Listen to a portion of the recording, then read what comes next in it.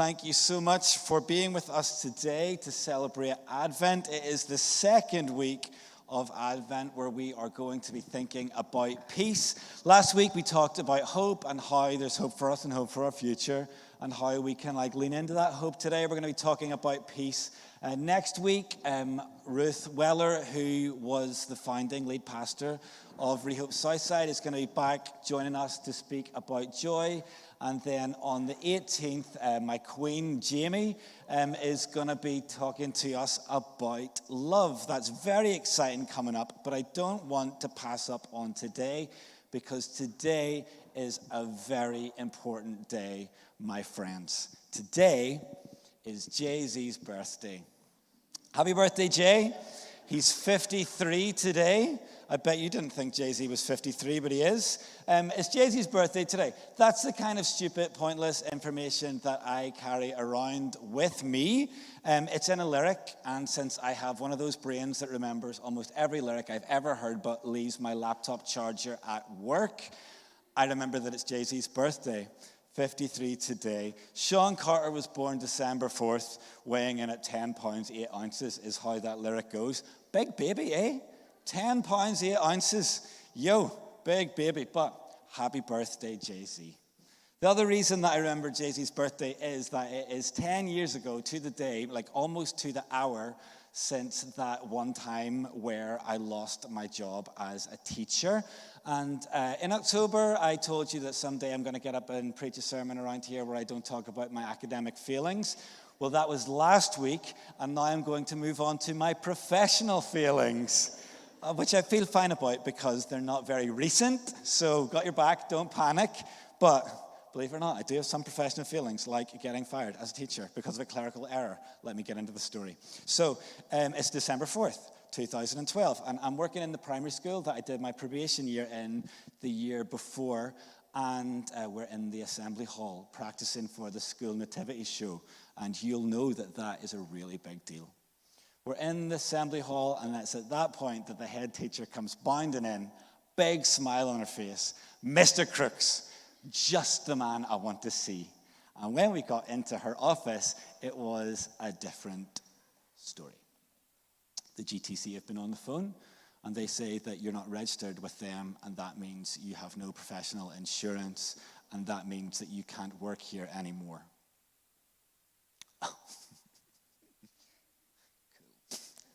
I wasn't even panicked at that point. I wasn't even worried at that point because I was able to tell her that at the end of my probation year, I phoned the GTC and I spoke with them and I said, what do I need to do to pay my fees and get fully registered at the end of my probation year? Don't worry, said the other voice at the other end of the phone. The fee comes out of your paycheck automatically. You don't need to do anything. Great, I thought. I love not doing anything. Which is not true, but I love not doing life admin, so I was loving this. Had a lovely summer, came back to the same school the next year, worked there for, it seems, 5 months without being registered until they figured it out. And I was like, yo, this happened, it should be fine. And my head teacher told me that's not the story that I'm getting from them. If I were you, I would drive there right now and see if you can sort this out. So I did. Maybe the panic is starting to set in a little bit. Just now I drove there to Edinburgh to try and sort it out. And when I got there, they told me it was a done deal. There's nothing that they could do.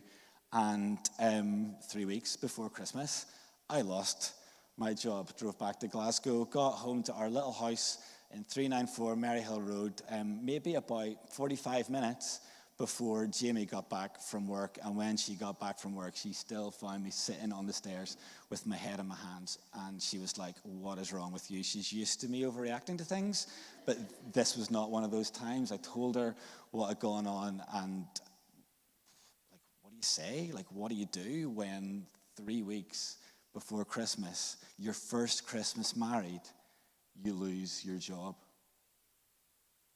Happy birthday, Jay-Z. Hope your 43rd birthday was great, because it was not my favorite day. The next day, you wake up to nothing. What are you supposed to do? And your body clock is still that way, so you still wake up in time to go to work, but you've no work to go to. Jay-Z's waking up, pure hanging on, by the way. Beyonce's on baby duty with Ivy Blue that morning. She's 10 now, about to turn 11 on January 7th. Now, you can always remember Ivy Blue Carter's birthday. And I'm waking up to nothing, man. I'm watching Storage Wars and eating leftover lasagna at 10 a.m. And what are you supposed to do? And I'm just sitting there thinking about how in 2 weeks we are going to go back to Ireland for Christmas. And Jamie's dad, like one of the most hardworking people you would ever have the pleasure to meet, is going to ask me, how's work going? And I'm going to have to tell him what happened, and he's going to think, what kind of a plank is my daughter just married? What is this? And I'm like, cool. So it's Christmas time. So peace, yeah? Yeah. Sometimes it feels like at Christmas we are supposed to feel peace. And maybe because we're supposed to feel peace, sometimes that peace ends up feeling like harder to come by. Do you know, like family difficulties are more difficult at Christmas, and like financial strain is more straining, and like a bereavement at Christmas is way more heartbreaking and tragic. And like even like being busier feels busier at Christmas. And I know like this thing going on for me in 2012, it definitely felt worse because it happened at Christmas. Feels like Christmas, you're supposed to feel the peace, but sometimes it feels like actually there are some more barriers to your peace that get thrown up at this time of year. But I have good news for you, my dudes. God is with us. He is. I want to take a chance to thank Maya for reading for us this morning, including from Isaiah chapter 7, verse 14. And last week we talked about how things in the land of darkness were very dark indeed. And in this section, God and then Isaiah are talking with this king Ahaz, which if you remember from last week, he was a disaster piece. And I love the context of this promise because it's another one that we read at Christmas time and get all the feels. But the context of this promise gives us a really clear picture that even when things are far from ideal, there is peace for us. So let's give ourselves a little reminder. Isaiah chapter 7, start at verse 11, says, "Then the Lord spoke again to Ahaz. Ask for a sign from the Lord your God. It can be as deep as Sheol or as high as the heavens." But Ahaz replied, "I will not ask. I will not test the Lord." Great. Isaiah said, "Listen, house of David, is it not enough for you to try the patience of men? Will you also try the patience of my God? Therefore, the Lord himself will give you a sign. See, the virgin will conceive, have a son, and name him Emmanuel."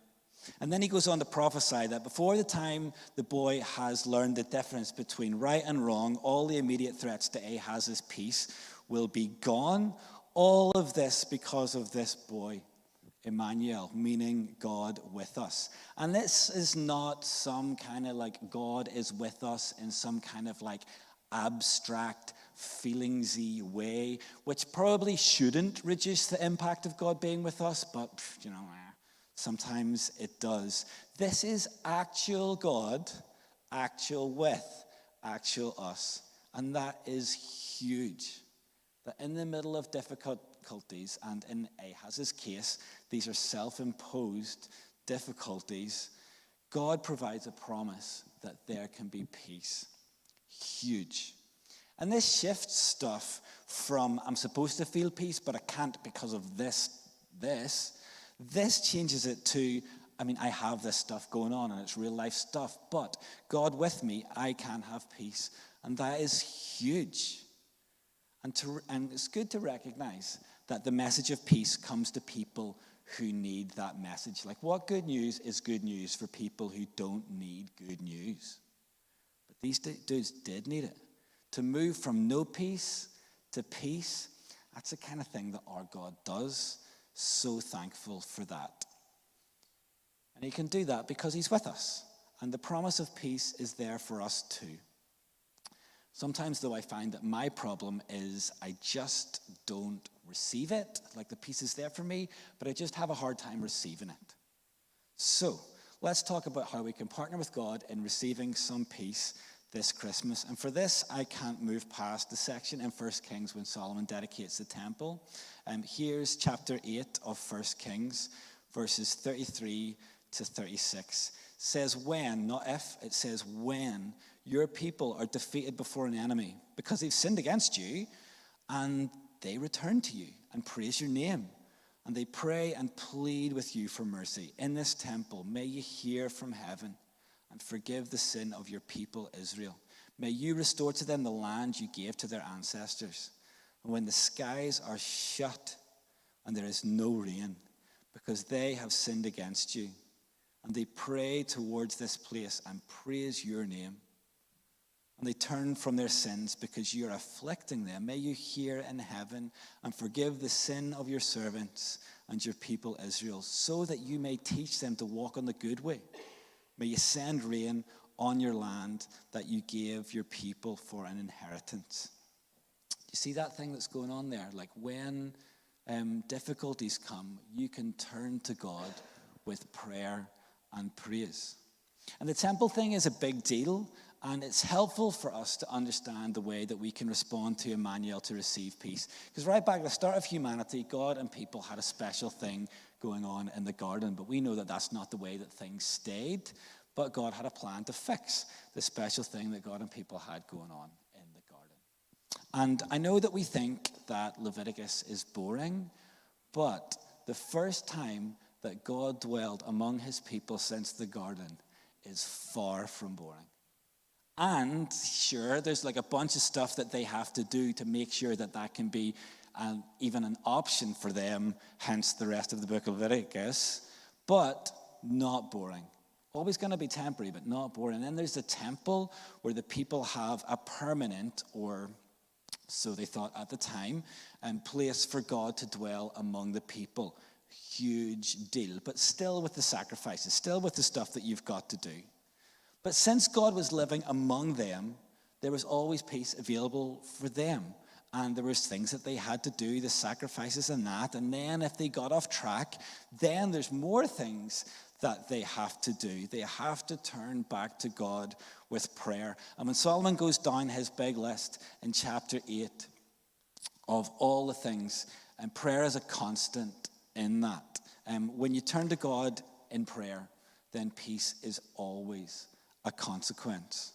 And the praise part is more sprinkled in. It's only mentioned twice in that chapter, but still, like mentioned twice, so I'm not going to ignore it. Like when we give God praise, we're reminded of who he is and what he does for us, so then our expectations of him go way up, and our confidence in him goes way up, because we have a God who is like this. This is amazing. We have a God who can do these things incredible. I can put my hope and my confidence in him.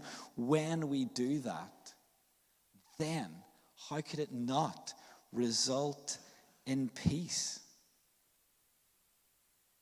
We have a God who is that good. That good. And the amazing part is that God is right there for them, since with the temple, he is dwelling among his people. And like among his people, sure, but the architecture of the tabernacle and then of the temple is such that God was definitely among his people, but also like definitely still separated from his people. But this Jesus thing, that's different though. This promised baby, this Emmanuel, that is different. Because it's not among, but still kind of separated from us. It's way better for us than that. This is actual God, actual with actual us. Here's what Colossians chapter 1, which Maya read for us earlier as well, says. It says, the Son is the image of the invisible God, the firstborn over all creation. For in him all things were created. Things in heaven and on earth, visible and invisible, whether thrones or powers or rulers or authorities, all things have been created through him and for him. He is before all things, and in him all things hold together. And he is the head of the body, the church. He is the beginning and the firstborn from among the dead, so that in everything he might have the supremacy, for God was pleased to have his fullness dwell in him, and through him to reconcile himself all things, whether things on earth or things in heaven, by making peace through his blood shed on the cross. Like, do you get the sense of wonder in that, my dudes? Do you get the sense of the enormity of Jesus being with us? Like, are you seeing this thing? Like, get this thing. Give me a click there. Yeah, look at that. Yo, all things, all things, all things, everything, fullness, all things, all things, all things. Actual God being actual with, actual us, actual changes, actual everything for actual us. For sure, because Jesus brings peace into everything. There's nothing that his peace can't touch, because he is boss. Yo, like, God is capable. Nah, hang on. That makes it sound like he scrapes through and he's competent and does an acceptable job. No, like, God is above. Like, Jesus is above all things, supreme in all things. And Jesus changed everything for us, because he has got exactly what it takes to be supreme over everything. Jesus has got what it takes to bring peace into everything. So your thing that you have going on just now, like that thing that's maybe like blocking your peace, maybe that thing that's feeling like a little bit worse since it's around Christmas time and that seems to be what happens, that thing is part of all things.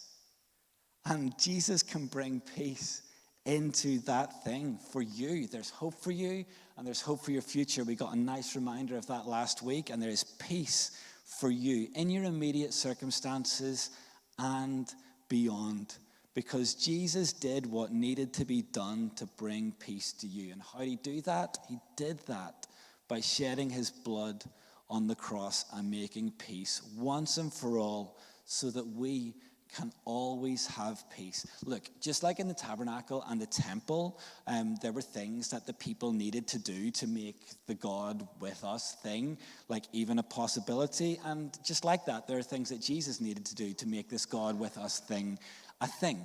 Like, he needed to sacrifice himself. He needed to die and rise again, and he did.